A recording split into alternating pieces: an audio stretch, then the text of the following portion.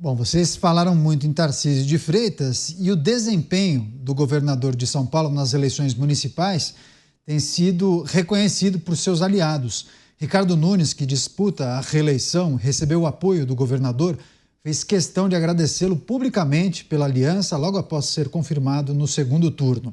Já o vice-governador, Felício Ramute, disse que Tarcísio se fortaleceu com o pleito e ganhou ainda mais projeção para a disputa presidencial em 2026.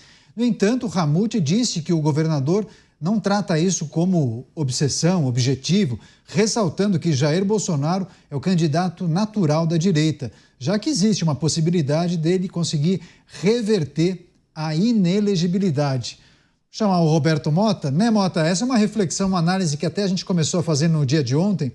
Figuras, grupos e partidos que acabaram saindo fortalecidos após o primeiro turno das eleições, e Tarcísio de Freitas é uma dessas figuras, né? Teve papel muito importante para influenciar os eleitores a votarem em Ricardo Nunes. Enfim, o que representa Tarcísio de Freitas para esse movimento conservador e como ele desponta na política nacional também, hein, Mota? Eu concordo com boa parte da análise do vice-governador, que, aliás, participou de um episódio do Conexão Mota, falando muito bem sobre segurança pública, sobre o problema da Cracolândia. Muita gente avalia que o governador Tarcísio realmente saiu fortalecido do primeiro turno. O apoio dele foi fundamental para a campanha de Ricardo Nunes. E é preciso observar sempre, o próprio Tarcísio é um novato na política. E apesar do pouco tempo de estrada, ele já conquistou essa força. Ele está abrindo o caminho dele, ele está conquistando o espaço dele, e o destaque dele é sempre o perfil dele, né? Um perfil que vem de uma história como técnico, como realizador de coisas concretas, e agora administrando o maior estado da federação e participando, tendo um papel fundamental numa eleição como essa, que foi um verdadeiro campo minado, uma fartura de oportunidades para que os políticos se autodestruíssem. E o governador Tarcísio passou por mais essa prova muito bem. Você, Luiz Felipe Dávila, Tarcísio se torna o principal expoente elegível da direita brasileira, Dávila?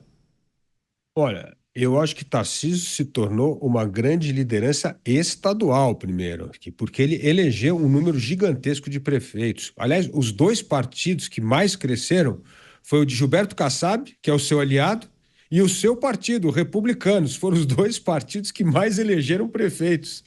Então, ele passa a ter uma base política muito forte, e isso é fundamental para planos futuros. Agora, também é bom enfatizar que Tarcísio mesmo vem reiterando que ele gostaria de disputar a reeleição do governo em São Paulo em 26 e deixar para a presidência da República para 2030. A mesma fala foi dita por Gilberto Kassab. Pode ser para despistar? Pode ser. Mas eu entendo que uma pessoa que tem uma visão de longo prazo, como ele mostrou que tem uma visão estratégica, que está construindo uma base sólida e que está fazendo um trabalho extraordinário em São Paulo, que ele possa concluir nos próximos 7 anos, 6 anos, isso para ele realmente daria um enorme cacife político. Agora, política é circunstância. Se os ventos em 26 soprarem para o seu lado, a sua candidatura pode ser irresistível. Mas eu vejo hoje Tarcísio criando de maneira sólida uma ótima aliança com prefeitos no estado de São Paulo, o seu partido ganhando prefeituras relevantes no Brasil e o seu principal aliado, Gilberto Kassab, sendo o grande vencedor. Ou seja, é uma base política muito sólida para construir uma candidatura presidencial para 2026. As análises sobre Tarcísio de Freitas, que teria saído muito fortalecido dessas eleições municipais após o primeiro turno, e muitos projetando o seu nome como um candidato à presidência, inclusive em 2026. Você, Cristiano Beraldo, essa é uma projeção que muitos já fizeram, você sempre tem muito cuidado para analisar o cenário de 2026, e o próprio Tarcísio já se colocou como um candidato à presidência, mas para 2030. acreditando que em 2026 Jair Bolsonaro poderia disputar. Claro, ele não cometeria essa indelicadeza de se colocar como 2026, mas, de certa maneira, o sistema é complicado, né? Muitas vezes Tarcísio seja empurrado para 2026, talvez não tenha um outro nome tão competitivo como ele, né?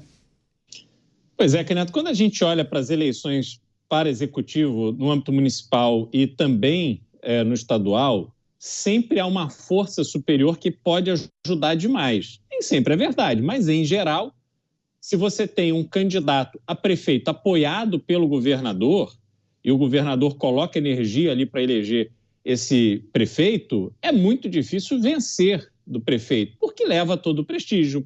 O governador consegue demonstrar ali uma aliança que vai executar projetos e tal, e consegue trazer o apoio da população, sobretudo se for um governador popular.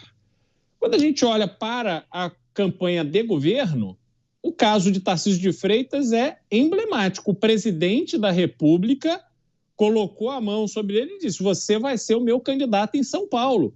E Tarcísio, que sequer era de São Paulo, fez uma construção do zero, foi eleito e se revelou uma grata surpresa, uma grande liderança no Brasil, a partir do governo de São Paulo. E olha só que coisa interessantíssima. Apesar dele ser visto como esta grande liderança, ter o seu governo reconhecido por partidos de direita, partidos de esquerda, como um governo que está entregando muito à sua população, ele tem toda a cautela do mundo em demonstrar em absolutamente todas as oportunidades o seu respeito por aquele que viabilizou a sua eleição para o governo de São Paulo, que é Jair Bolsonaro. Então, Tarcísio de Freitas jamais vai antecipar uma decisão e se colocar numa posição de rivalidade com o Jair Bolsonaro. Isso não faz nenhum sentido. Isso só seria viável se for fruto da vaidade. Vaidade essa que Tarcísio de Freitas demonstrou não ter. A gente precisa lembrar o que aconteceu no Rio de Janeiro, o Mota conhece bem essa história, quando Wilson Witzel, uma vez eleito, era um candidato completamente desconhecido, mas naquela onda que elegeu Jair Bolsonaro, Wilson Witzel foi eleito o governador do estado do Rio de Janeiro. E ele, antes de assumir, já tinha colocado como tela de fundo do seu aparelho celular, ele com a faixa presidencial, se sentindo já ungido. Ora, afinal de contas, ele ganhou a eleição para o governo do estado do Rio, então era natural que ele se tornaria presidente. Depois que assumiu, ele já começou a dizer que ele ia ser secretário-geral da ONU. Tamanha a sua convicção de que ele era um ser maravilhoso. E aí o que aconteceu? A vaidade foi tão presente que a Assembleia Legislativa do Rio o sacou do governo antes, acho que no segundo ano de mandato, e aí ele teve um choque de realidade, um choque duríssimo de realidade.